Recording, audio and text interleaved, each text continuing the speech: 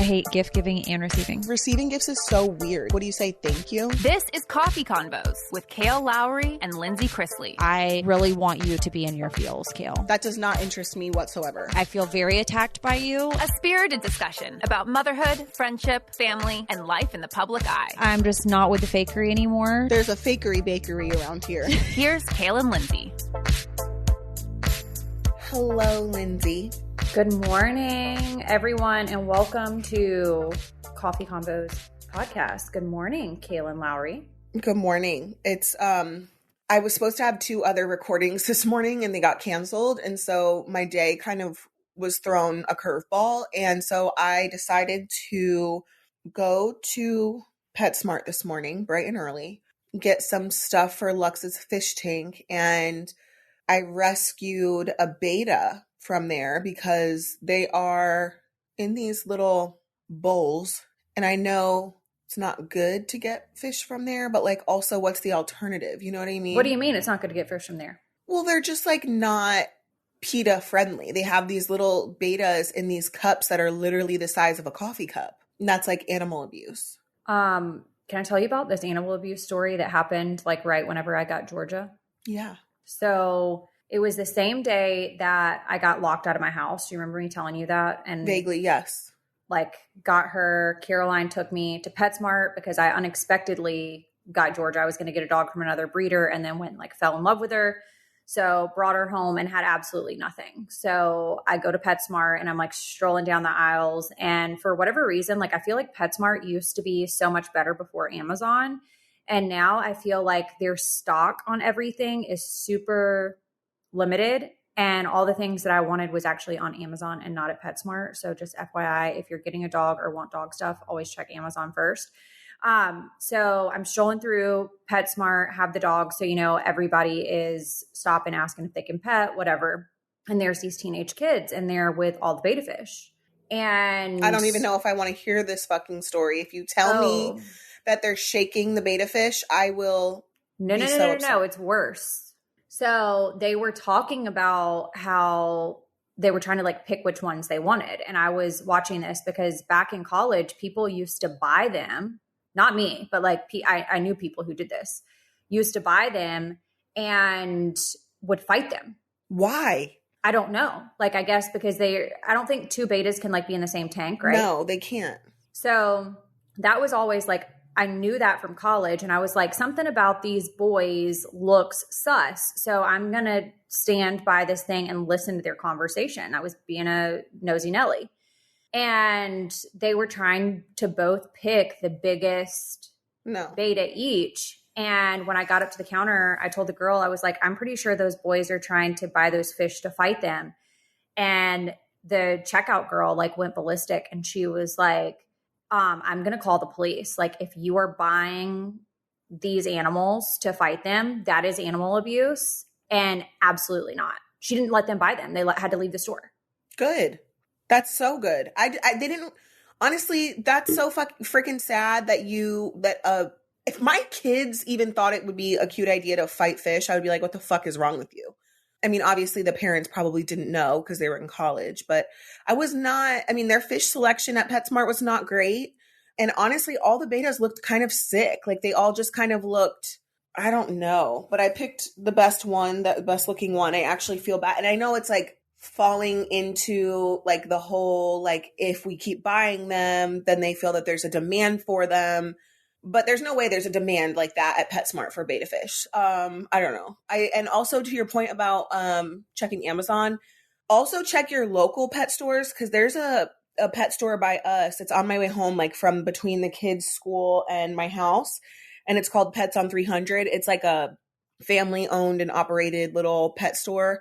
And that's where Elijah gets our dog food and stuff, like any like bones and stuff. Like he'll get, I think it's like a county or something. He'll get like actual stuff from there. It is a little bit pricier, but you're also supporting a small business. So I was actually going to say that yeah. I think that some of the deterrent of shopping at like these small pet stores is the price point, because I went to get like Georgia treats one time and they do have a better selection and like cleaner versions of everything, I feel like, but it was like twice the price of what it would be on Amazon. And if you live in like an area like Lindsay, I'm sure you have a ton of options nearby. For us, Pets on 300 is the closest pet store to us versus going the opposite way 25, 30 minutes to a PetSmart. You know what I mean? So like the one that's a little bit more pricey is more convenient.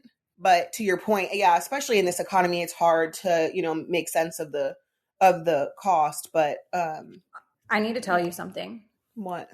So number one, I slept in this weekend, but it really was like a reverse sleep cycle because I didn't go to bed until so late. Because I thought it was going to be a really low-key evening. And I had finished up work yesterday and went and grabbed a drink with one of my girlfriends. Her husband had gotten in a bad car accident. So I was like, I'm going to go and grab a drink with her and find out what's going on. And then I went and played Guess Who with Jackson and played with Georgia and grocery store, you know, like all the things. Came home and I was like, yes, like I can run some laundry, be out on my porch. So I open up my back door and I have like a little thing that like will keep it propped open. And then I can have my fire going and all the things, fire and music. So I'm just sitting out on my couches outside. And all of a sudden I look like on the skirt of my house, like on the brick, I see something like moving, kind of like trickling like along the way. It was a snake, wasn't it? No. And I'm like, what the fuck is that? And I'm on the phone with someone. And I said, stop talking. There is something.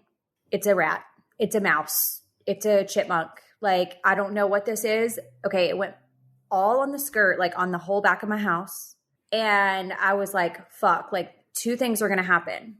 It's either going to go in my house or it's going to come this way. And either way, I'm going to pass away.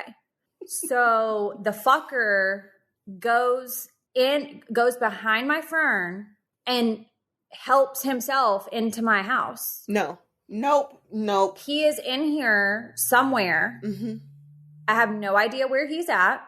I saw him hanging out near my couch. Like once he came in, like I tried to come in, I saw him hanging out by my couch. And I was like, if this little fucker thinks that he's going to chill in this house and he is going to take up residency, like that's absolutely not going to happen. So like, how do you get rid of them? So what was it? Was it a mouse? I'm on the phone with an unsaid named person and he's like, do you have a box, Lindsay? And I'm like, a box for what? Like, what the fuck am I going to use the box for?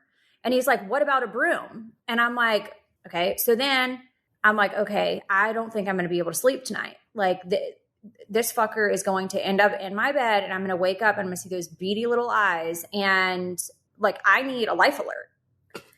So Lindsay, shut up. I call Will and I'm like, Will. And he goes, this better be real fucking good because you just woke me up from a deep sleep. What time was it? 11. Oh. I said, sir, I'm going to need you to immediately tell me what the fuck to do because there is either a rat, a mouse, or a chipmunk inside the house. He said, well, go and get a broom and usher it out. And I was like, do you two usher it out? Do you two fuckers think that he's just hanging out like, you know, like a house pet? Like, oh, come here. Like, let me like broom you out of the house. No, he's fucking running all over here, probably eating holes in all of my shit. I don't think it happens that fast, Lindsay. How do you humanely get rid of him?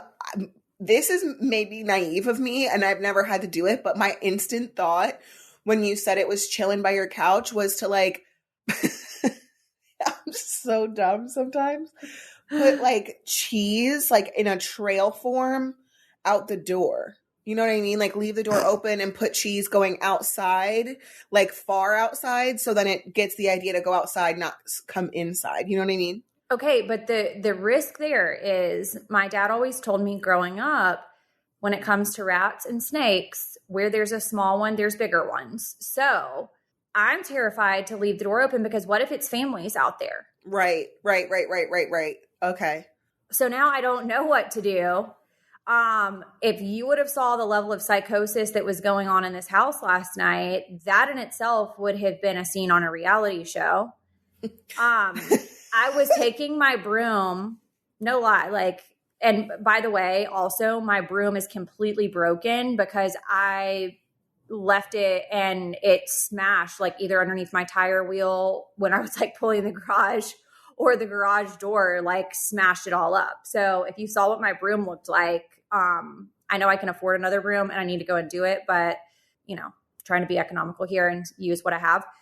Go under all my couches and I'm like, I'm laying down on my stomach and I'm like, oh, this fucker's going to run out. Like it's going to run out. And I've got my broom and I'm like going all over the place. I did this for an hour. Did you get it out? No, he's nowhere to be found. So I was like, okay, I'm going to get in my bed and I'm going to calm down, and he's probably sleeping now.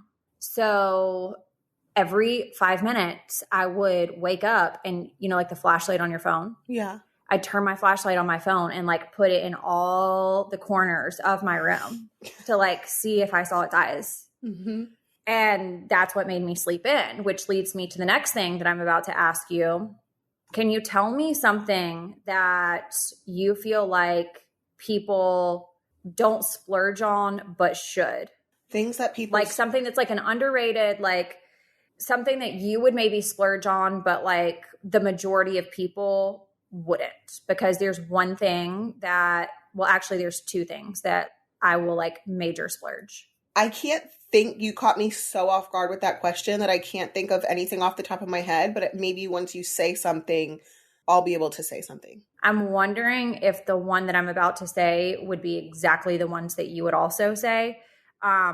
Linens. Oh, 100%. I'm talking bed sheets, towels. Oh, yeah. And also skincare, because skincare is so important. I woke up this morning after I'd slept in, praying to God that when I opened my eyes, I didn't see two things. I didn't see its eyeballs looking at me, and I didn't see a trail of turds. I felt so good in my sheets. Mm-hmm. And I was like, you know, you have arrived in life when the one luxury that you thrive off of is your bed sheets. I love sleeping in good quality bed sheets. Me too. Like there's truly nothing better. And I feel like maybe we spend more time in our sheets than most, and that's probably going to get twisted in some way. Oh no, depression kale is in my sheets more than anyone on the planet. Like depression kale doesn't leave the bed. I don't know what not leaving the bed would feel like at this point. I mean, probably on some days it's probably glorious, but in the state of depression, it's like glorious. A necessity. Yeah, it's not, right? Because you almost go stir crazy even in the depression. I have the Down Comforter by Quince, and I absolutely love it. It's white, and I know it's a little sketch to have white when you have kids and pets, but it just fits the vibe in our room, so I'm obsessed. I also have the gray waffle slippers, which I'm obsessed with, and Lux wears them around the house all the time. Actually, I think he has them on as we speak, so... we're going to need kid sizes, but Quince offers a range of must-have items. They have a 100% Mongolian cashmere sweater for only $50, which would make a great gift. But let me just tell you, Father's Day is coming up, birthdays all summer, maybe a bridal shower, baby shower, something for mom. This is the perfect place to get something. I'm adding in something for yourself because you and Lindsay keep telling me about Quince, so I went on. I'm awaiting my delivery of my slippers because... Oh, perfect. Because we both have them. Yeah, and you guys haven't stopped talking about them, so I, of course, was influenced and now need them myself. So, big proponent, get yourself a little gift. You deserve it. Yes, and Quince only works with factories that use safe, ethical, and responsible manufacturing practices and premium eco-friendly fabrics and finishes, which is really nice. So you don't have to feel bad about getting like high quality items because they're without that crazy markup. And you can shop with Quince today and discover the affordable luxury you deserve. Right now, go to quince.com/coffee to get free shipping and 365-day returns on your next order. That's Quince, QUINCE.com/coffee for free shipping, 365-day returns, quince.com/coffee. But wait, before you go any further, was it last week that we talked about hemorrhoids? Yeah. I shit you not. When we got off that podcast. I shit you not. No, and like this is, I read our Apple reviews, and I know some people don't like the foul play stuff, but this is just a reminder to everyone on here. Hemorrhoids do not discriminate. You can absolutely get a hemorrhoid no matter who you are. And I went to the bathroom and there was blood dripping out of my butt. And I was like, I don't know if this is coming from my vagina or my butt. So I wipe again.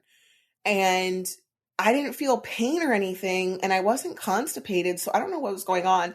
But I blame you and the entire Coffee Combos Kitty Gang, because there's no reason why I had to experience that firsthand. I don't think, anybody's butthole should have to experience that, honestly. And I just want to read the text message that I received to our group chat from you.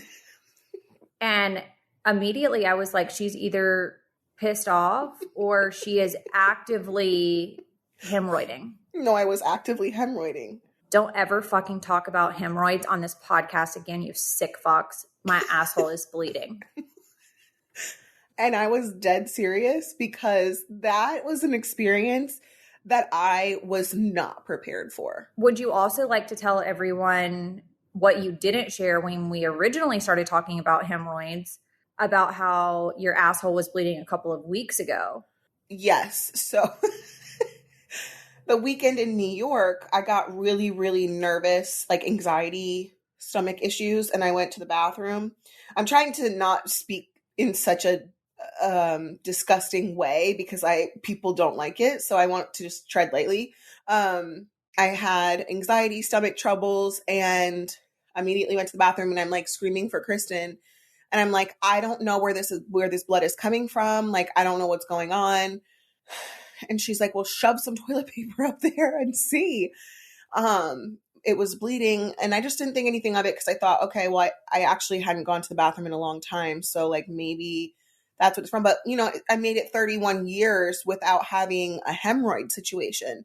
And so it was just very ironic that we talked about it on the podcast and I had hemorrhoids. Well, sorry, I was trying to choke down some 3 things, actually. It was collagen. I felt like I needed to drink the whole bottle. And then I felt like I needed to take trim while we're sitting here to trim up. And then drinking diet lemonade. And for any person that tried to come for me about the diet lemonade and saying that it's foul from Chick-fil-A, what you are is foul. Wait, I saw someone, I don't know if it was our group chat or the group Facebook, but somebody did say it was good. No, there was a lot of people that are our actual podcast listeners who probably are religious listeners that agreed and said that it's so good. Why the diet though? Why not regular? There's just something about the taste. Like it just tastes different. And I don't even know like what made me start doing diet. I have no idea, but it's just like so much better. But somebody sent me some scathing message on my DMs on Instagram, called me a stupid whore. Wow. And said that I was ignorant and that diet lemonade from Chick-fil-A was not good. I mean, and I was like, well, I'm glad that makes me a whore and ignorant. So I just, you know what, but those are my favorite types of comments. Like, I love them. No, like they really do give me a chuckle when you go so hard about how much you hate me. Yeah. And then it's like, I think it's going to be something fucking wild that I did and I admitted to or something like that. But then it ends up being like I got one the other day about the fence not being up around my pool. Like, you're such an unfit mother, put a fucking fence around your pool. And it's like, things take time. And things cost money and certain things have to be done to, Elijah had to spread dirt around the concrete patio and level it out in order for the fence to go up. But she was like, you're an unfit mother, blah, blah, blah, blah, blah. That's so unsafe. Like, and it's just like, oh, like I thought you were going to say that, like, my kids aren't cared for or something. You know what I mean? Like the most wild shit. It's insane. It's the investment of the hatred for me. Yeah, no, it is. Also, I need to tell you something. So tell away. It's not really like important, but I do want to know if you or anyone else on this podcast has experienced this, because this is the first time I ever experienced it. So just like the hemorrhoid situation yesterday. So remember how, I think it was last week, you said that you got labs done for your annual. Mm-hmm. So I felt some type of way and I was like, I feel like I should ask for labs. So I did. And I was like, my friend gets labs done. So he gave me this whole fucking stack of paperwork, right? So I'm like, all right, bet. I go to LabCorp and I have to fast for 12 hours because they're doing Yeah. a CBC, or is it CBC or the A1C, something that you have to fast for, right? So I'm like, okay, I thought it was at 9:15. So I dropped the kids off at school. I'm waiting in the parking lot and I'm thinking it's at 9:15, then or 9:45, whatever. Kristen's like, no, Kale, it's at 10:15. So I'm starving, like so hungry. I have stomach pains. When I get out of that appointment, the first thing I do is eat, but then I don't know why, because I haven't binged eaten in a long time. I like binge ate all yesterday, right? Like I had a sandwich and I had pizza and I had spaghetti for dinner and all carbs. It was insane. But throughout the entire day, it felt like I was so hungry. Like I had stomach pains from being hungry, but I also simultaneously, again, TMI, but I felt I also hadn't gone to the bathroom in a few days. Has that ever happened to you? Because normally I feel like you can't eat when you're stopped up like that. I feel like you can't eat, but like it was like I was a human garbage disposal. I have had lots of those days, and it's so strange. And I wonder like what internally is going on with your body when it happens. And I always wonder that whenever this happens to me, where it's almost like you eat all the regular things that you would eat on any other given day. And for whatever reason, you just can't get to the point of full. It was so weird. You just keep eating and keep eating and keep eating. And then by the end of the day, you're like, I feel so sick. I don't know if I need to puke or shit. Right.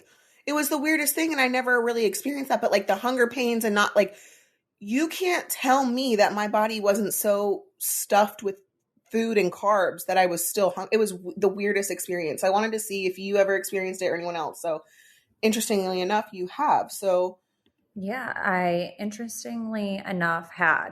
You want me to tell you what I did also before we started recording? Mm-hmm. I dermaplaned my face again, which a lot of people from this podcast are asking me to do a demonstration. So I feel like then I'll do a demonstration the next time we do like a live chat. Okay. Because I don't know if you do it the same way that I do it. I don't do it. I only dermaplane my mustache, my PCOS mustache. Wait, what?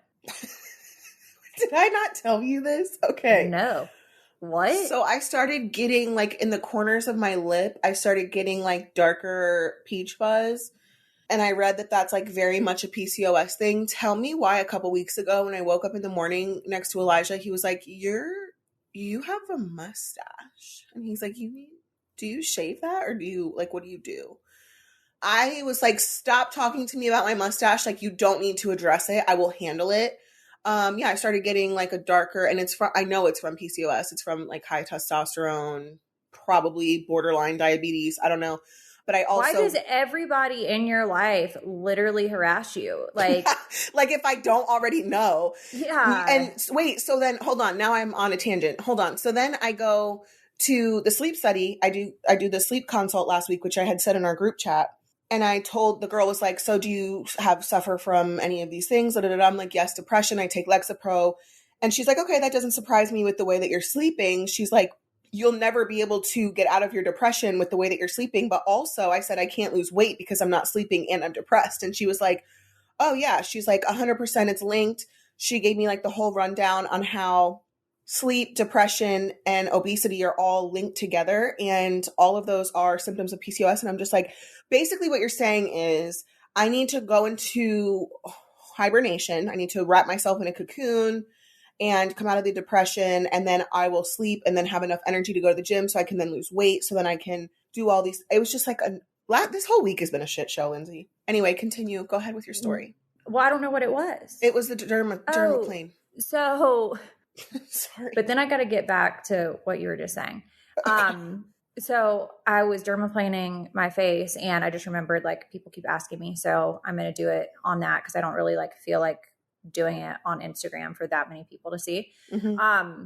But was doing that, and then started putting on like my vitamin C and like my face serum, and like trying to rub like everything down my neck and like all over my titties and stuff. And I realized that I was using a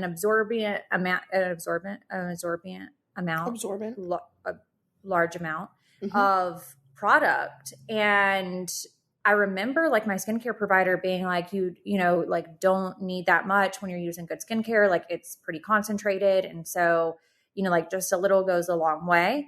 And I need to know how many other people feel like the more you use, the better you feel, or you feel like you're getting a better result, but you're like, probably not. I think it's all in my brain. I actually don't like the way it looks when I have a lot of product on, like in terms of makeup. I just don't like that cakey look. I have to do it for like camera purposes. As you know, it just doesn't translate it doesn't translate across like the camera lens if it's not super heavy. But like on a day-to-day basis, I want to use as little product as possible. Oh yeah, but I'm talking about like skincare stuff specifically. Oh, like skincare. Okay. Oils like for your body. Like honey, I will be lathered up like a piece of glazed chicken. Yes, ma'am. Yeah, I will look like a glazed donut. Yes, the skincare, I know I don't need as much as I have, but I do like a nice thick layer of whatever skincare serum I'm using or moisturizer or whatever. I really love a nice, like I was going to say to you when you came on this recording, that your skin looks glowy. Yeah, because it's probably the amount of everything that is like just like resting on my skin. And I'm hoping throughout this recording that it just like soaks in and makes me younger by the minute. Well, I hope so too.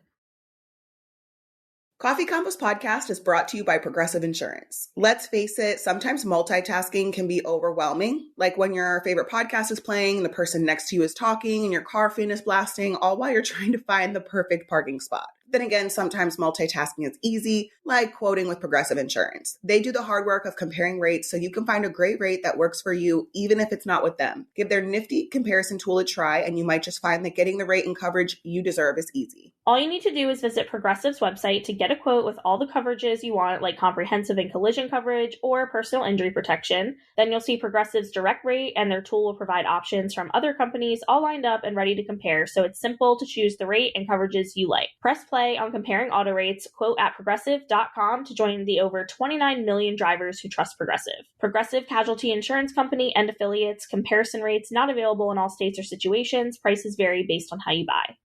Isaac is growing like a weed, and I cannot keep up, so Stitch Fix keeps up for me. He right now is on the monthly fix schedule because I can't keep up with how many times he has a growth spurt and how much he's growing. And so I set him up with the monthly plan so that way he can get something to the door, and it's a bunch of clothes. We go through it. He picks what he wants. If there is something in the fix, which is not usually, that we don't like, we can send it back. They have a prepaid return label, which is super nice. I'm all about convenience. I know that you've always told me about the kids getting Stitch Fix, and then you started getting your own. So I jumped on board because I'm not the greatest at picking out outfits. And Same. Honestly, it feels like I have a personal stylist now. So you have access to like the real stylist who will work with you to create a wardrobe that's tailored just for you, which I absolutely love. It's like the best way just to discover like new styles and brands. I feel like I've been stuck on the same old things for such a long time. So Stitch Fix is definitely introducing me to new things and have just become like the perfect style partner for me. I also love they have like the little outfit card where it shows you what you can piece together. And that's something that's new for me because I am very nervous, I guess, about mixing patterns and textures and things like that. And so on the little style card, it's nice because you see it laid out and it always looks nice. And I feel better about it when someone else styles it versus when I'm trying to mix and match. So I love that, especially for Isaac, because he's now in his little fashion era where he is trying to come into his own with his style and his clothes. And I love that for him. So you guys can try Stitch Fix today at stitchfix.com/coffeecombos. And you'll get 25% off when you keep everything in your fix, which, like I said, we typically do. That's stitchfix.com/coffeecombos for 25% off today. stitchfix.com/coffeecombos. Outside of that, I need to go back to the depression stuff because I've wanted to ask you this for a long time. Do you feel like in your depressive states, because I feel that you definitely have ups and downs, like some days you're way better than you are on other days, and it can be like one day apart. But do you get bothered by people who you surround yourself with? And this is probably a question that I'm really asking everybody who's listening, people who struggle with depression. Does it bother you that other people are able to have the ability to like complete tasks and, you know, are you comparing yourself to somebody else that you feel like might be being more productive than what you are capable of being? Yes. It bothers you. It bothers me, and I get really, really hard and down on myself about it. And then I also have an extreme level of guilt when I'm in a low, like when I'm having a depressive low and I need to go to my room to sleep, or if Natalie's helping me with the kids. And like I said this morning, 2 of my recordings got canceled, back-to-back recordings were canceled. I wanted to crawl into my bed and go to sleep, and just knowing just the feeling of, even though I had someone to help me with childcare and I could put, anything else that needed to be done aside, instead of going to pick up groceries, I could have Instacarted them. The extreme level of guilt that I feel when I'm in a depressive low is horrible. I apologize to Elijah and my kids and Natalie all the time. If I'm in a depressive low, I'm like, I'm so sorry. I told my kids that this morning when I was dropping them off at school. I saw a girl walking, like she was exercising. And I was telling them, I should be doing that. And Lincoln's like, oh, can I walk with you? And it's like, I want to say yes so bad. And I want to be able to be like, yeah, I'm going to get up and we're going to go for a walk. And I told them, it's so hard. It's like this cycle of depression and lack of sleep and, PCOS or weight loss or whatever it is. It's like this like nasty, toxic cycle. And I can't describe it, but I do. I compare myself to others. And it's like, why do these other people get up and they look like they're put together, their hair is done, their makeup is on, they're in jeans, which I don't know why I associate, because I've lived in leggings for the past 5 years. I don't know. They just look put together. It seems like they're put together for the most part. They probably don't have perfect days, but why can't I do something as simple as that? Well, I think that, I don't know, but probably people who do struggle with depression and get in these depressive states, everything that you just said makes sense to me. And I feel like at that point, you have to get off of social media and you have to remember that what people are posting are typically a highlight reel. Like you have some people, that are on there posting very real and raw stuff, and it's not like pretty all the time, but for the most part, most people are posting their highlight reel. And if you're just laid up in the bed feeling like you don't even have the energy to take a shower, and you're saying, oh wow, this person like really has it together and they're doing all of these things, it would be very hard not to fall into that comparison trap. I told Kristen the other day, I was like, I have a confession to make. The last several times that I was showering in my bathtub. Wait, what? And what I mean by that was I wasn't stopping the drain and letting the water fill up. I was sitting in my bathtub and I have like the handheld piece. So I have like the faucet part, and then I also have like a handheld sprayer. So I'm very weird about my baths. Like when I get in the bathtub, and I think I've told this on this podcast before, I don't like to sit in my own filth. So I will fill the bathtub up, wash myself, drain it, and then rinse myself off, then stop it, and then it's clean water in there. Does that make sense? Yes. So I wonder how many people do like the different variations of what I'm about to say and then what you just said, because that I don't take baths anymore. Like it was something that I did like in my marriage, and I feel like that became my escape, and it all makes sense to me now, but I have not taken a bath since then. But when I did, every single night, I would get in the bathtub and let the water run and like let it drain. And I would wash my body, or like if I was going to shave my legs, I would go ahead and like shave my legs, rinse out the bathtub, plug the water, then do my bubble bath, or, like whatever else I'm putting in there. Yep. Epsom salt, like whatever, and sit and clean water while I am clean. Yes. Yeah. And that's what I told her. I said, I have a confession. Like I haven't, very occasionally I'll get in my stand-up shower and do a stand-up shower, but I'm essentially showering. Even if I don't soak in the tub afterwards, I'm taking my handheld thing and sitting in my tub and showering, and then just like sitting there while I don't know. And that's like, it's better progress. I mean, that in my depression now with the 20 milligrams of Lexapro is definitely better than like last year when I wasn't showering for 5 days. You know what I mean? Or 3 days. For sure. It's definitely better. And sometimes Elijah will sit in there with me because I don't have the the energy. small wins though, you Yeah, know, like you yeah. have to look at the small wins. I caught myself when I sent you photos of me like pressure washing and I'm, you know, planting flowers or whatever. And your response was, I don't know how you do it all. Mm-mm. Like, I wish that I could do that. It made me feel guilty because I'm Why? like, maybe I shouldn't have sent her that. Oh no, don't do that. But I'm like, maybe this will like encourage her to want to do it. I'm like, I just want Kale to like pressure wash. Well, Elijah scared me the other day because I asked him about it and he was like, 300 PSI will cut your skin. Ma'am, this happened to me. And I was like, I know. When my mom's ex-husband used to pressure wash our apartment. He owned like a duplex. Yeah. And he would tell me to stay in the house and don't open the windows or come outside because if he was pressure washing, he'd, you know, burn off my face. And I was like, what the fuck? What? Yeah, because he was like, it's so strong. Like, you don't want to. Yeah. So wait, that happen to you?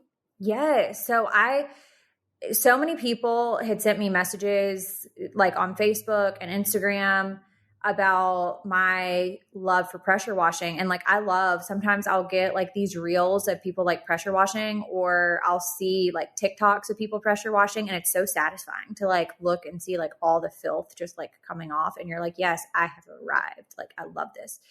So people told me that make you horny are really funny. So people had sent me messages when I had posted a video pressure washing. It was like, Lindsay, you should not be pressure washing in flip-flops. And I'm like, it's just like fast water. Like, it's like not a big deal. Not a big like deal. Everybody needs to chill out. Like, obviously I know what I'm doing. I've been pressure washing for some time and like, I'm fucking good at it. Okay.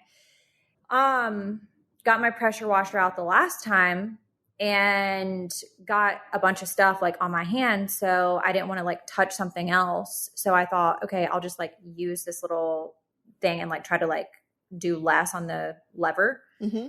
And when I did, honey, it tore off my cuticle. No.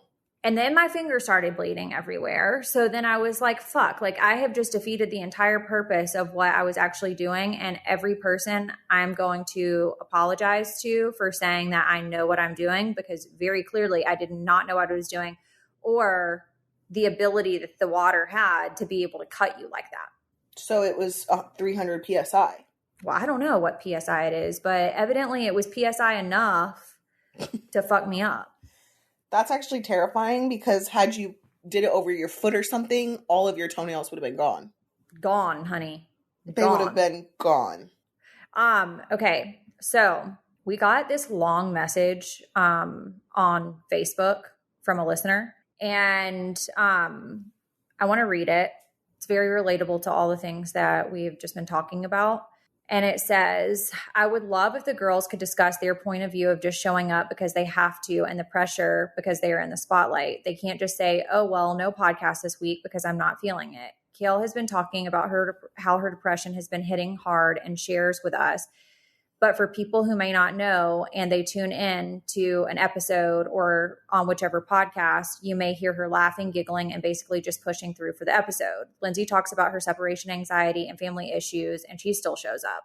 I feel like some people forget influencers, celebrities, etc. are people as well. And even though from the outside, it may look like they have it all, they battle with things as well. So when something isn't posted on time or a live stream is rescheduled or something isn't consistent, people tend to say, oh, they're lazy or they don't care about their fans. It's like 1 minute some people relate to depression and such, but just because they have a spotlight on them, depression is supposed to just go away and they are supposed to show up and please the people. I screenshotted that this morning because I was going to bring it up today too. Great minds think alike. I wouldn't really say we have great minds, honestly. Delete that. Don't delete that. No, but that's a really good point. And I think that I've also been guilty of, you know, looking at other people that I, you know, support on TV or social media and things like that. And I also forget that they're real people. They're not just characters that, you know, they actually go through shit. And, yeah, it's very difficult because there's so many times where I've just been like, I don't want to get ready. I don't want to podcast. or I don't want to go do this, or I don't want to go do that. And it's just, yeah, we're on a podcast and yeah, we've been on TV, but we are just like everybody else in that way where some days we're just not feeling it. I feel like you have to look at life in seasons. And a lot of times when you're in a different season than someone else, it's easy to judge somebody else's season that they're going through when it looks different than yours. And sometimes, and this has happened to me before, where I'll be going through something and, you know, people can't relate to, you know, like whatever it is. And then those same people will send me messages months or, you know, a year later and be like, you know, I remember when you were going through this and you were vulnerable about it and talked about it. And I didn't understand your perspective then, but I understand it now. And I think that we just have to learn as human beings that we're all going through different stuff. We're all human. Everybody's life does not look the same. And, you know, the one thing is that we all have the same 24 hours in a day and we can choose how we use it, right? But with that being said, there are lots of things that are thrown, I feel like, at us that look very differently than some people. And then there are things that are thrown at us on a daily basis that look very much the same as anybody who's listening to this podcast. And so I think sometimes the combination of those two things, the regular, just like normal existence of our life, but then the other part of it that people who are listening to this would not relate to, when you try to mesh those two together, it can be really, really hard. Yeah. No, I agree with you. It definitely can. And I mean, for me, like the, you know, separation anxiety and, you know, family stuff, I'll be completely transparent here. A lot of people, you know, have their opinions about things that have gone on with my family and, you know, the reconciliation. And if it was sincere, if it was, you know, they sense sincerity from one side and, you know, not other sides. And hearing all of that and knowing that there are things that my family is actually going through behind the scenes that nobody knows about, you know, sibling disputes. And could you imagine? I mean, you probably can and probably are going to relate to this from being on a TV show that had like a collective cast. Mm-hmm. But when you are publicly, you know, posting stuff to the amount of people that you're posting to, right? Or you're publicly talking about things to the amount of people who are listening to your bullshit. When you have family who is also involved in that same business and you're all going through a traumatic situation and you're all handling things very differently, sometimes I feel like it's harder knowing that my family is watching things that I'm posting because I'm going to get chewed up about something that maybe either one person doesn't agree with or might get chewed up about. Hell, I don't know if I said that the sky was blue, but somebody else thought it was gray. Right. Yeah. Well, it's like everybody's perception, right? Like how you perceive certain things or how you handle certain things might not be how your siblings do. Mm-hmm. And that can definitely make for a harder family dynamic when everyone's not on the same page. And, you know, as far as social media and, you know, podcasting and not wanting to show up, myself for the most part, and I want to speak, so, you know, just for myself, I absolutely love podcasting and I want to show up at all times. Sometimes I don't feel like I am the best at my job on a certain day, depending on what's going on, but I enjoy showing up. Mm-hmm. Social media is a little bit different for me though. That is a place that you will find me ghosting. And that is how I deal with separating myself to avoid maybe family drama that's going on, or, you know, it's like damned if you do, damned if you don't situations. If you say one thing, then, you know, somebody thinks that you mean this. And if you say another thing, somebody thinks that you know, mean that, and you can't do anything right. So lately I have been ghosting on social media mainly to avoid drama. Okay. I go social media just on accident when I'm going through depressive episodes. But that makes sense because your whole family is on social media. So if there's, any family drama that is on social media, I could definitely see why you would be like, never mind. Yeah, just like, forget it. And then I will tell you 2 different occasions that was very hard for me to podcast was when I was going through my divorce and I got my divorce finalization and immediately podcast. Mm-hmm. And I'm like, you know what? It's on my schedule and this is the time that we do it. And I'm just going to do it. That was one. Mm-hmm. So I had no processing time in Right. between knowing that everything was final and got all of my paperwork to that. The other was when I signed my settlement agreement through the divorce, was on the same day that I signed over all the equity to Will on our marital home and gave him his settlement from that and signed all of the papers at a closing attorney's office, left directly from there, came home, hopped on my computer and recorded Coffee Combos. And it's a double-edged sword, right? Because on one hand, you want to be able to open up to that about it to some degree to our listeners. But then on the other hand, it's like you don't have any time to process it and you don't want to put your foot in your mouth by saying things based on whatever you're feeling in that moment without giving yourself time to, grieve a loss or grieve the divorce or grieve the equity in your marital home. Like those are all real things. And, it's just it's like a double-edged sword because you want to share it, but then you don't know if you should wait. How long should you wait? And I've definitely been guilty of just talking about things too soon. I mean, there is for me, that I never, and what I'm about to say, I think people might be shocked about. Anything that I ever say on this podcast, I never ask for anything to be edited out. Yeah, that's true. Ever. That's a true statement.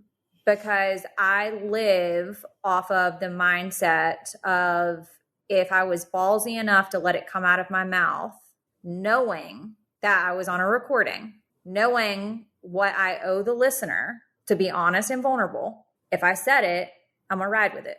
So that's just it.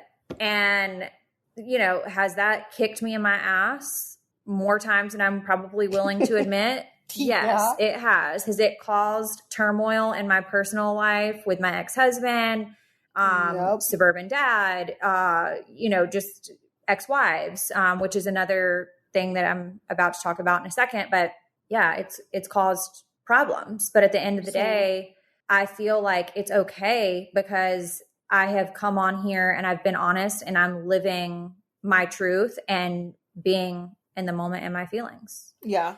And there's sometimes though that stuff happens when I don't have a recording and then I have more time to like process something. So the way that I might deliver it on the next recording would sound very different than in the moment of me living it. Right.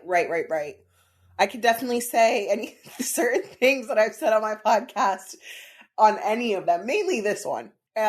Typically people in my life only have a problem with this one. But I have been chewed out by more people than I would be willing to admit, for sure. I know them. Yes, you do. Yes, you do know them. I'm pretty sure, I'm going to just say this and then I'm going to move on from it, that you have received emails regarding my mouth. Oh, yeah. And before emails, texts, and DMs, yeah, for sure. I'm going to say what the fuck I want to. I'm like, what do you want me to say to her? Like, you think I control what she says? I don't control what she says. And frankly, I don't give a fuck. Like, honey, my parents have been trying to control that since I was... The day you were born. I walked out the womb. So when you figure it out, let me know, sweetie.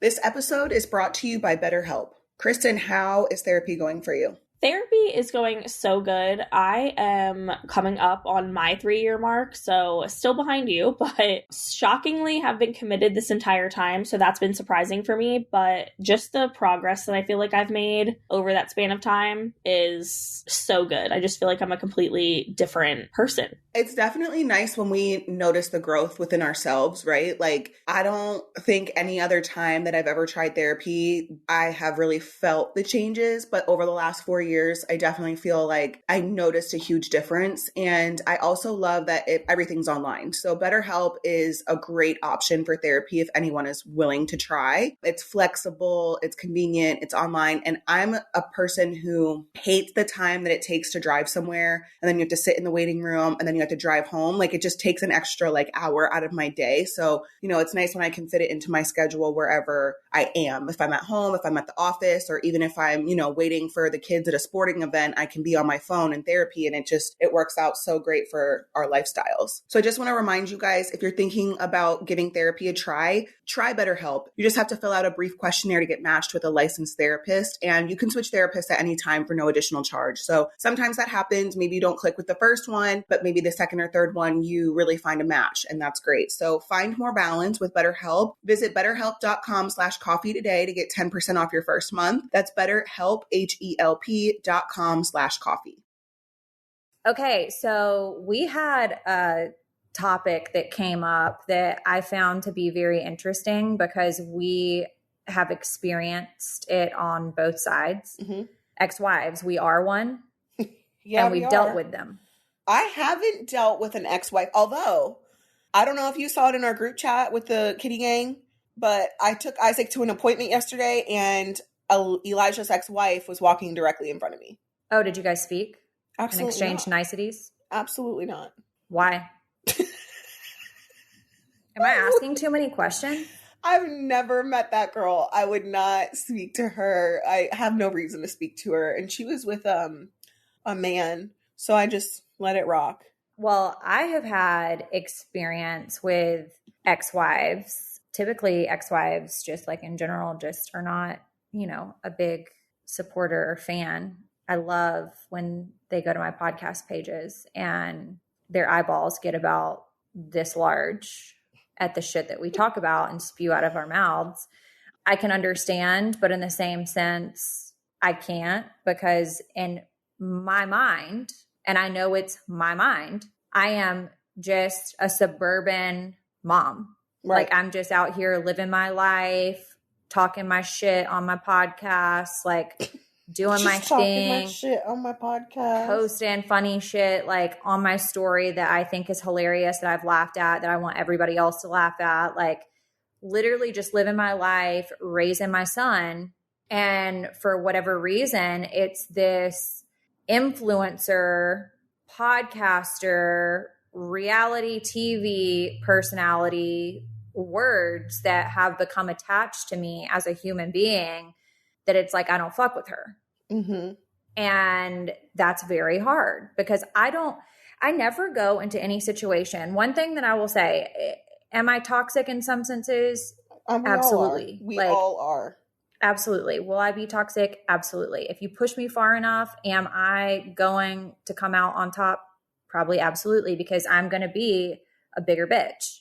But with that being said, I don't go looking for fights. I go into every situation open-minded. I can rock with you if you try to rock with me, but if you're not and you come out guns blazing, then two are going to be pointing back at you.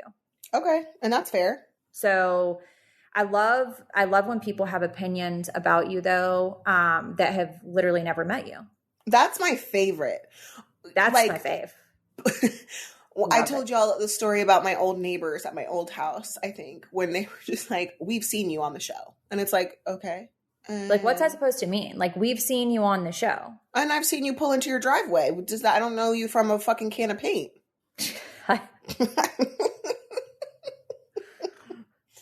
It's honey, when certain stuff has been said about me, I'm just if you only knew. I'm actually worse than you don't like. You are such a troll, first of all. But secondly, you have spent more time looking me up than my biggest hater. So like, number one, thank you. And number two, I'm glad that you're so bothered. And number three, nothing that you say is going to change anything that's going on. So like, get happy in the same pants that you got fucking mad in.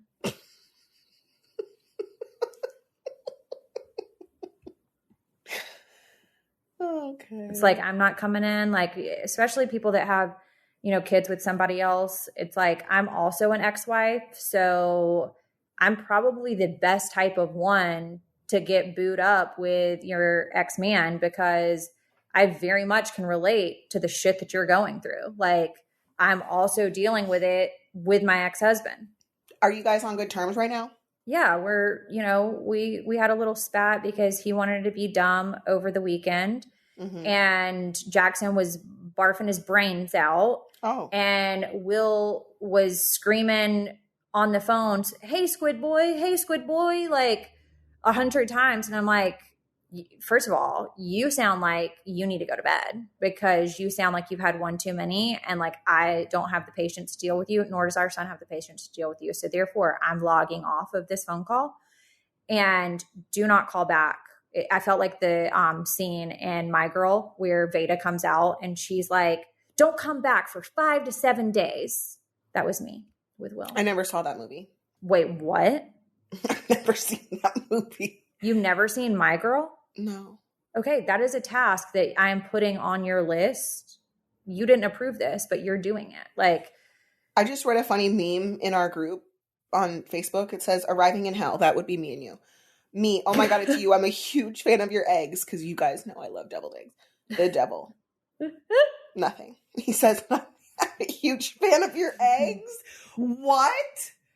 God, listen, I found the funniest meme, and nobody's going to think it's as funny as me, but like the funniest one, and I laugh at it every morning, and it's now my screensaver. It says, everything Gucci with you. And I'm Goodwill at best. It is Goodwill at best, my dude. Like, nothing's Gucci, honestly. No, Nothing. Nothing is Gucci. So I'm glad that, you know, people think that it is. If your life is everything's Gucci in your life, that's good for you, but it's like just not for me. I'm annoyed because actually I was really excited for this past weekend, because I didn't have any of my kids. I know that sounds bad, but I just really needed it. My kids were on 1,000 last week, and especially Lux and Creed, like their arguing is at an all-time high. So I was like, all right, bet everyone's going to their dad's. I'm like, I'm going to have myself a pool weekend. It's good. I thought it was going to be nice. It was freezing outside here all weekend, and my pool was cold because I did not know how early to put the heater on in the pool. And allegedly you put it on either like at night and let it get warm throughout the night, and then it's warm in the morning, or you could put it on first thing in the morning and it'll be ready by like mid-afternoon. So as I put my feet in, as soon as I put my feet in, I took them out and I went back in my bed and I watched trash TV. Wow. I love that for you. Sounds like an honest clusterfuck and sounds right on brand for everything that you are right now. Outside of that, I found this TikTok and I actually wanted to send it to you and almost did. And I was like, you know what? No, because I feel like everybody else needs to hear this. It says, I don't need to draw a line in the sand and say, if you cross this, I'm done with you. I have boundaries, and if you cross them, you are leaving me. The saying, I'll take care of you if you take care of me, is selfish. I'll take care of me so that I can take care of you, and you take care of you so that you can take care of me, is much better. I agree with that. I wholeheartedly agree with it. But that's I feel like go ahead. I feel like that's on therapy though. Yeah. And also, I mean, have you ever read that nobody will ever be 100% in a relationship all the time? If somebody in the relationship is at an 80, the other person is going to give 20, you know? And if somebody is they just can't do it and they're depressed or whatever, the other person has to make up for it. And so I agree with that. You have to be in a good place in order to take care of anybody else. The same, you know, when moms get shamed for going out or for filling their cup or for doing something without their kids. And it's like, how do you expect me to give my all every single fucking day of the week, 365 days a year, and never fill my own cup. I mean, like I said, my kids were on 1,000 last week. I could not get them to Chris fast enough because I was just so overstimulated. And I just feel like had they not gone away for the weekend and I, got them back on Sunday, or Monday, it would have just been, I don't even know. Like I probably would have, I don't know.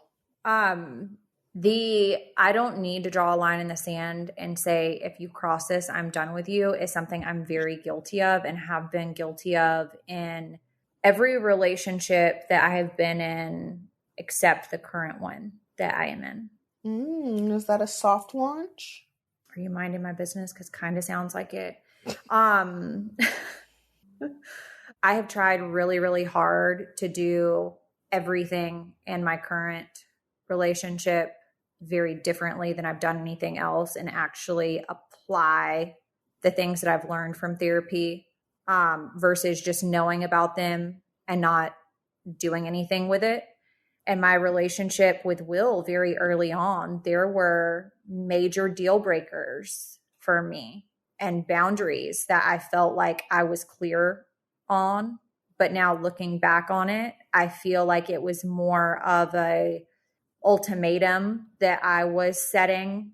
If you do this, then I am done with you. And I would repeatedly say that over and over, and the same things would happen.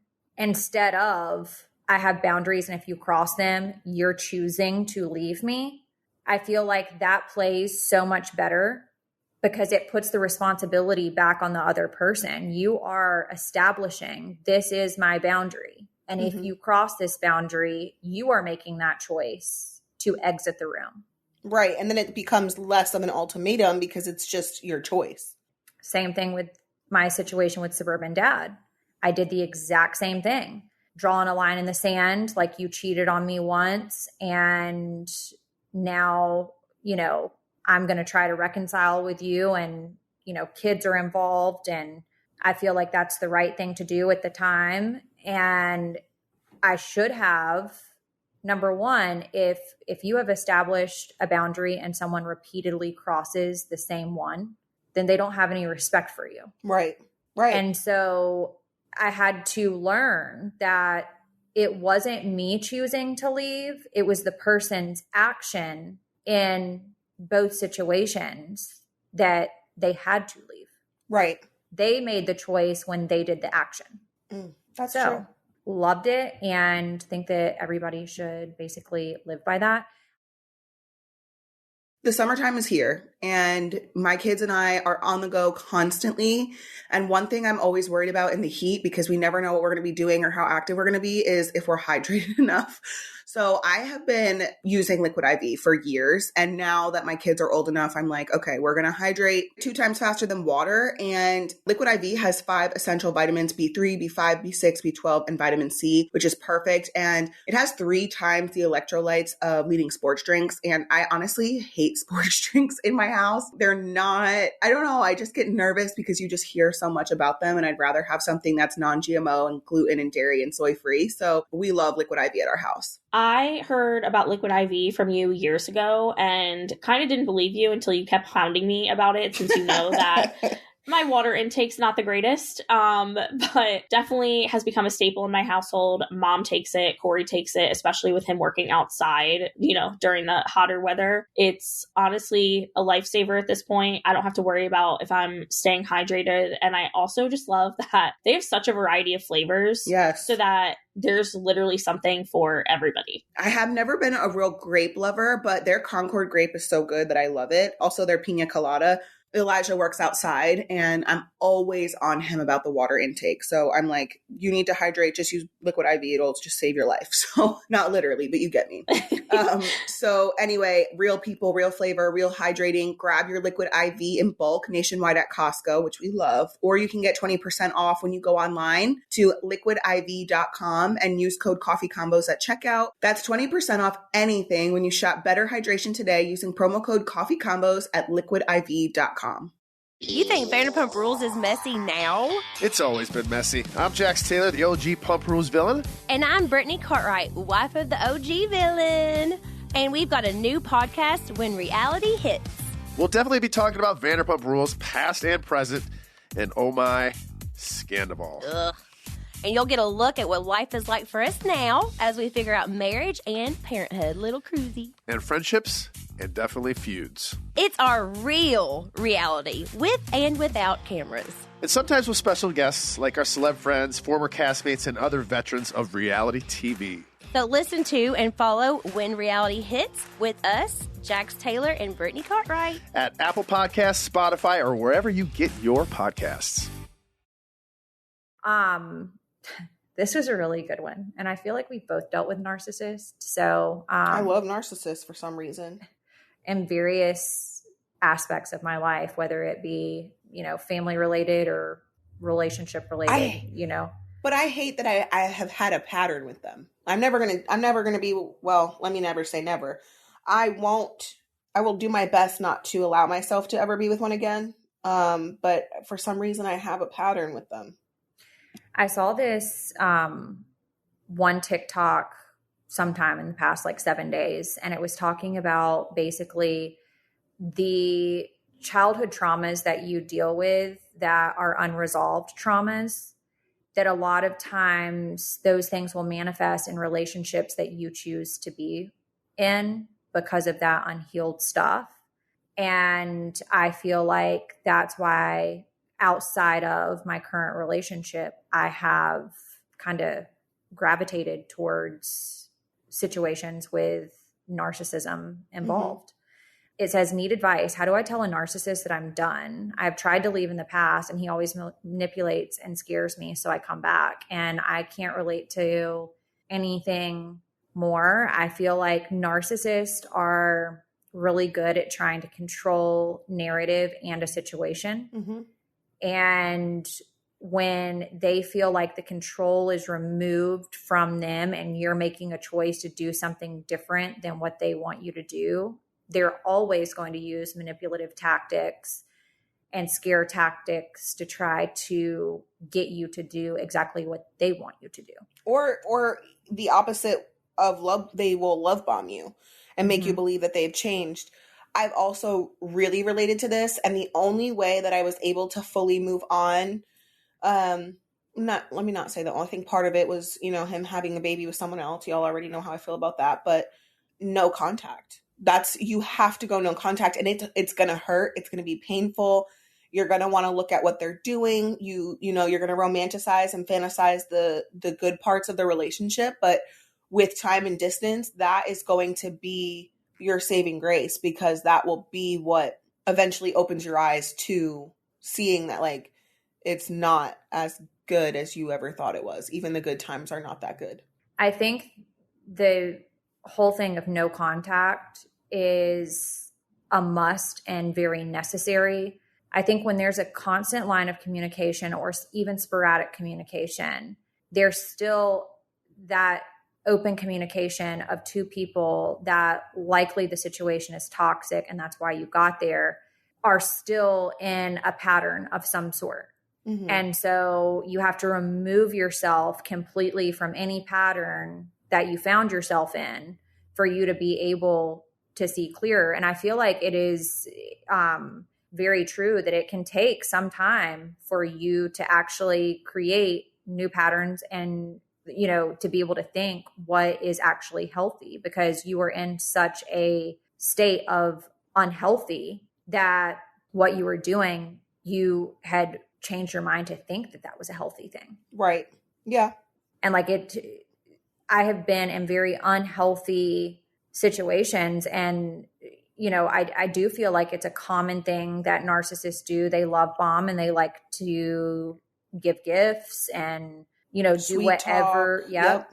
Do all the things to get you to fall do back whatever into that trap. Mm-hmm. whatever they want you to do. My advice would be to cut off all contact cold turkey.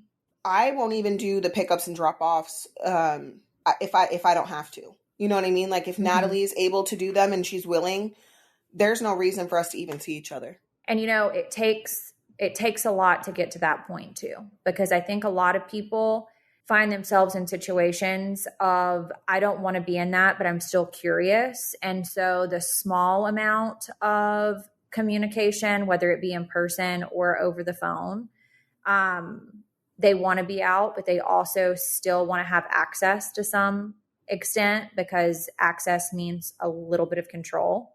And so when you can relinquish all care of wanting no communication, and you have zero desire for that person to, you know, see anything that you're doing, what you're looking like, what, you know, outfit you're wearing, you know, we've all been there where it's like, you want your ex to feel like they lost something really good. But once you get past that point and you have arrived to where you are, I feel like that is the most healthy thing. Getting to that point is not easy, and it's going to hurt. And it's not, I don't think that anyone ever said it would be a cakewalk, but it's definitely worth it in the end. And, you know, it's a weird thing to say now on the other side of it. Chris and I having no communication has been probably the best. This has probably been the best our co-parenting relationship has been. We're not friends. We're not friendly. We are typically just communicate through Natalie. Natalie does the pickups and drop-offs. And this is if you are dealing with a narcissist that you have children with.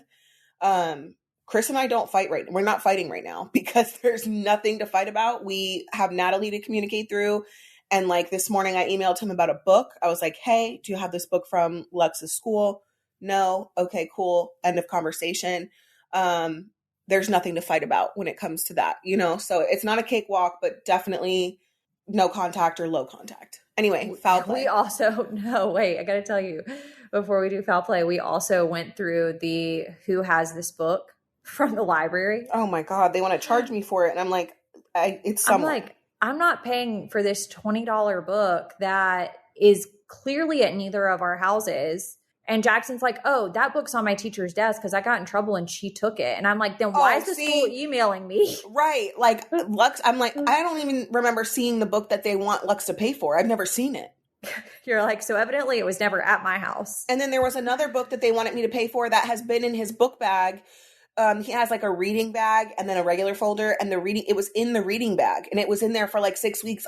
And the teachers usually check the backpacks in kindergarten. So I was like, why hasn't your teacher taken this back? I'm not paying for it. Anyway. Goodbye. All right, let's go to foul play. Hi, ladies and fellow listeners. I breastfeed my 7-month-old daughter, and she's starting to get adventurous while on the boob. She will play with my hair, pull up my bra strap, tap the opposite boob. The list goes on. I let her do these things because I know babies learn through experience and the world around them. Well, this morning, I did not put 2 and 2 together. Towards the beginning of the feeding session, she was tracing my armpit, then slowly made her way up to my shoulder, etc. I was labeling my body parts for her as she made her way up to my mouth. She stuck her hand in my mouth, and I immediately tasted my armpit from earlier before I could tell her mouth.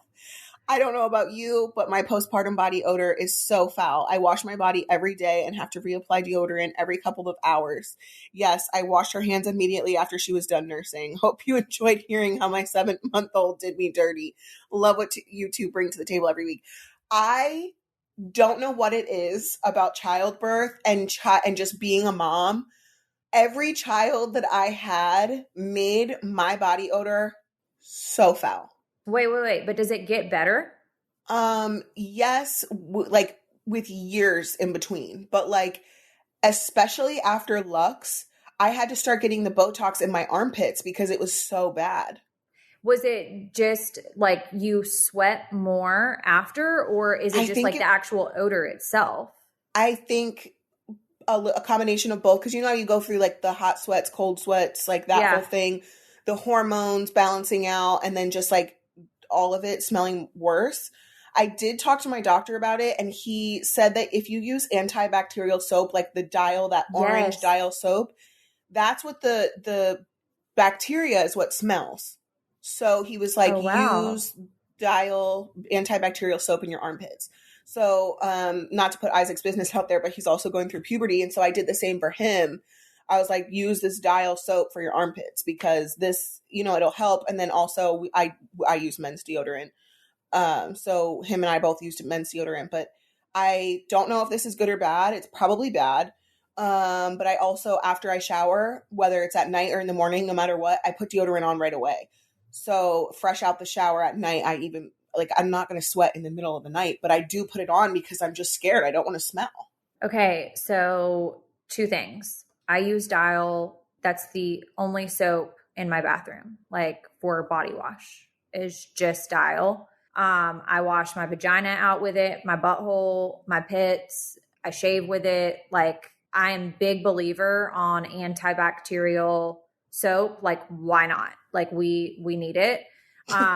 So there's different variations of that Dial, but I'll post the one that I have and absolutely love it, and don't deal really with body odor. But I can't really relate because it's been so long since I had a baby that like I can't remember back then if that was a thing. I'm not naturally like a huge sweater though.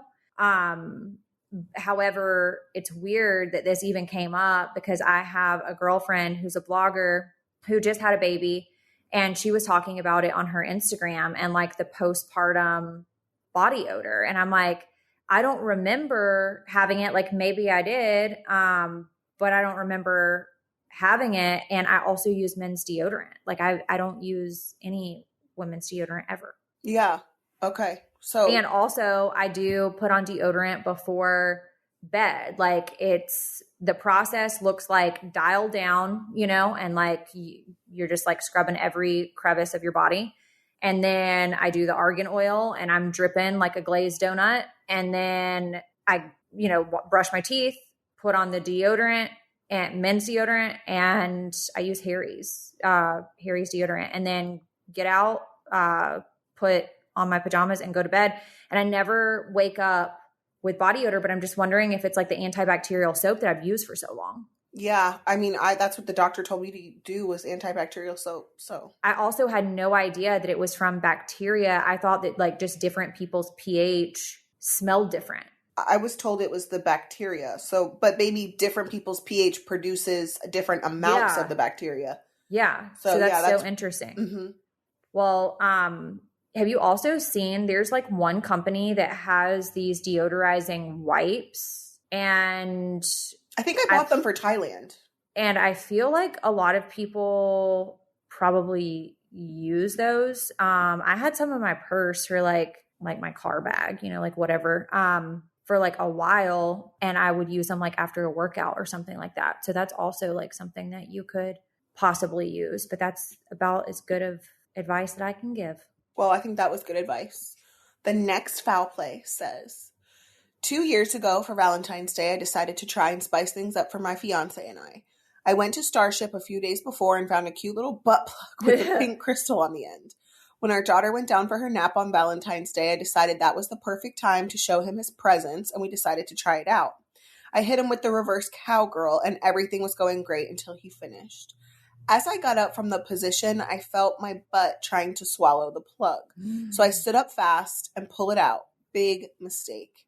When I stood up, my butthole did in fact swallow it. I went to the toilet to try to get it out, but after trying for a few minutes, it quickly became swollen.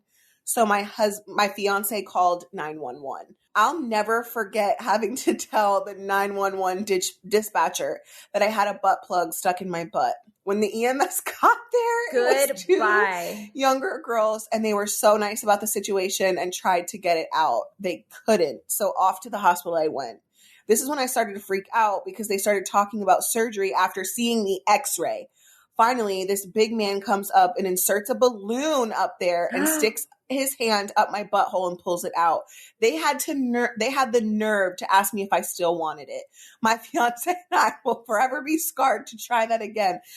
First of all, wait, have you ever used a butt plug? Yeah, I have, but Do you like it? I don't love butt play. Like, I really don't. Okay. I just needed to know that for whatever reason. I needed to know that. My whole thing is, and I'm not judging this girl by any means, but when you stand up, your butthole compared to when goes in. Right. And so I think she was in a state of panic, so I'll give her that. But thinking about it while reading this, I would think you would want to like squat and put like bear down. I mean, you know, I'm honestly thinking like downward dog, like yoga position or something, you know, like where it's gonna like possibly spread your asshole. But she did say she tried to sit on the but that was after her butt basically swallowed the butt plug. Could you imagine like your asshole just swallowing something? I mean, my butt cheeks Other are than a so dick? deep that like they would have to give me surgery because they'd have to spread my butt cheeks so far. Wait, how do you know how do you back up? What? What's deep butt cheeks? Like, What's that? like I definitely don't have it. like when you like if someone was to eat my ass, they would have to spread my butt cheeks apart to get there.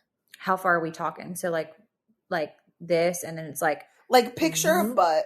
Okay, you're picturing a butt and there's a Yeah. crack. My crack deep wise is a solid 5 inches. wait, but has it always been like that? Like, have you always had deep crack?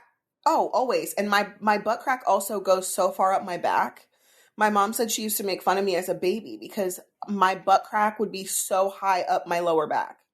What? It's the weight gain, I think. I don't know. No, because if you had it when you were a baby, Oh, I meant the deep Then- cheeks thing, but the butt the deep crack thing. cheeks. The butt crack thing, no, I don't think I ever grew into that. I'm going to say that I have a shallow butt crack and no ass. So, On that note, we're gonna go. yeah. Sorry about the butt plug. If you guys have not followed us on @CoffeeConvos podcast on Instagram, make sure you follow us over there. Make sure that you guys subscribe wherever you get your podcasts, and always first at Podcast One. Hope you have a great week, and we'll talk to you soon. See ya.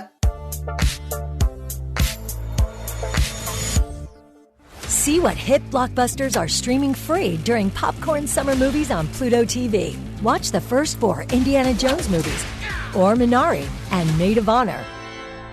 Plus, Pluto TV has hundreds of channels with thousands more movies, available on live and on demand. Download Pluto TV on all your favorite devices for free. Pluto TV. Stream now, pay never.